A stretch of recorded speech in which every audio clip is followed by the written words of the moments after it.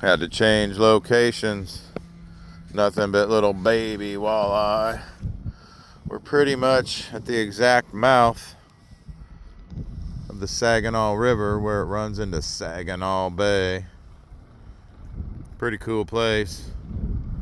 Nothing but water out there, covered in hard water. Big factory over here behind us,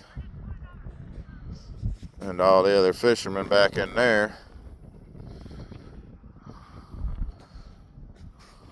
This guy's just sitting on his quad, hanging out, having fun. He keeps moving.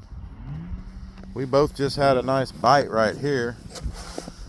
22 feet of water.